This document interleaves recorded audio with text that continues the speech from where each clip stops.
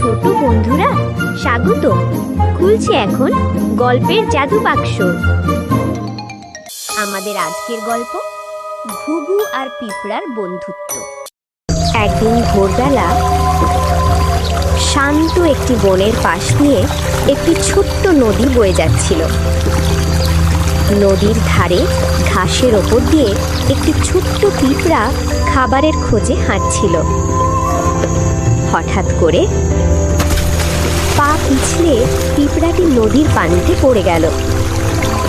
ছোট্ট পিঁপড়াটি পানির মধ্যে ভেসে থাকতে পারছিল না। সে প্রাণপণে বাঁচার চেষ্টা করছিল। ঠিক তখনই নদীর পাশের একটি গাছের ডালে বসেছিল একটি সুন্দর সাদা ঘুঘু পাখি। ঘুঘুটি নিচের দিকে তাকিয়ে দেখল পিঁপড়াটি বিপদে পড়েছে।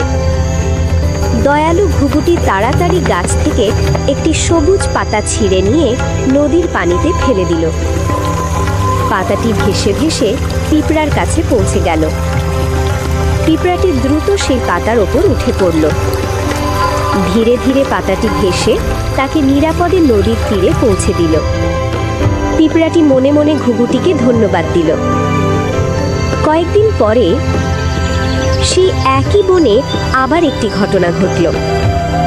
ঘুঘুটি আগের মতোই গাছের ডালে বসে বিশ্রাম নিচ্ছিল। ঠিক তখনই একজন শিকারী জাল নিয়ে চুপি চুপি এসে ঘুঘুটিকে ধরার চেষ্টা করছিল।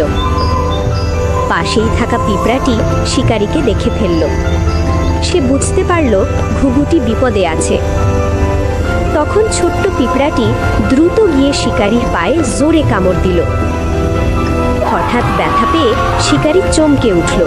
তার হাত থেকে জাল পড়ে গেল। এই সুযোগে ঘুঘুটি দ্রুত ডানা মেলে আকাশে উড়ে গেল। ঘুঘুটি নিরাপদে বেঁচে গেল।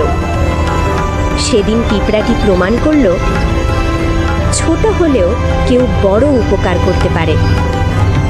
গল্পের শিক্ষা: ভালো কাজ কখনোই বৃথা যায় না। আজ তুমি কারো উপকার করলে একদিন সেই উপকার তোমার কাছেই ফিরে আসবে। গল্পটি তোমার কেমন লেগেছে কমেন্টে জানাও। আর এমন সুন্দর গল্প শুনতে ভিডিওটিতে একটি লাইক দিয়ে আমাদের চ্যানেলটি সাবস্ক্রাইব করো। আবার দেখা হবে নতুন গল্পে। বিদায়।